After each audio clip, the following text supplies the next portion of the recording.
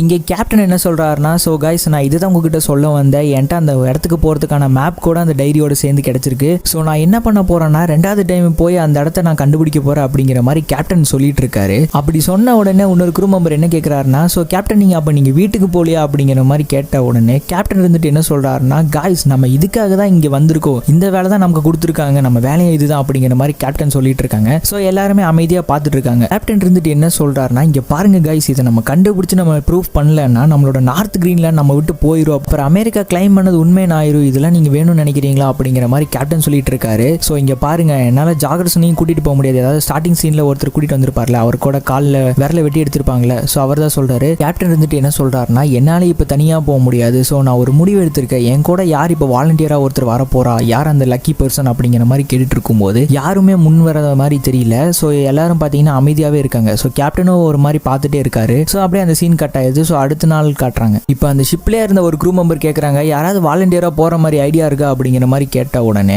ஒரு crew member இருந்துட்டு என்ன சொல்கிறாருன்னா, என்ன விளையாடுறியா, ஜோகர்சனோட ஃபீட்டை பார்த்தியா எப்படி இருக்குன்னு சொல்லிட்டு, அந்த ஐஸ் கட்டினால அவன் காலோட விரலையே எடுக்க வேண்டிய நிலைமையாக போச்சு, நான்லாம் போக முடியாது, நான் ரிஸ்க் எடுக்க விரும்பல அப்படிங்கிற மாதிரி சொல்லிட்டு இருக்காங்க. இன்னும் சில பேர்லாம் நான் என் ஃபேமிலியை பார்க்க போகணும் அப்படிங்கிற மாதிரி எல்லாம் பேசிட்டு இருக்காங்க. இப்போ அந்த செகண்ட் ஹீரோன்னு சொன்னா இல்லைங்க படத்தில், அவர் வந்து என்ன கேட்குறாருன்னா, ஏன் நீங்கள் யாருமே அவர் கூட போக விருப்பம் இல்லையா அப்படிங்கிற மாதிரி கேட்ட உடனே அங்கிருந்த ஒரு குரூ மெம்பர் என்ன சொல்கிறாருன்னா, நீ அந்த மேப்பை ஒழுங்கா பாத்தியாடா தம்பி, இது எவ்வளவு தூரம் நீ நினைச்சிட்டு இருக்க, மாஸ்கோல இருந்து ரோமுக்கு நடந்து போற மாதிரிடா இது, அதுவும் அந்த வெறும் அடுக்கி வச்ச கல்லுக்காக. அதுல இன்ஃபர்மேஷன் இருக்கா இல்ல இவர் சும்மா சொல்றாரா என்னன்னு கூட தெரியாது, நாங்க எங்க வாழ்க்கையை ரிஸ்க் எடுக்க விரும்பல அப்படிங்கிற மாதிரி சொல்லிட்டு இருக்காரு. இப்ப சடனா இன்னொரு குரூப் மெம்பர் என்ன சொல்றாருன்னா, எவர்சன் பேசாம நீ போலாம்ல அப்படிங்கிற மாதிரி கேட்டிருக்காரு.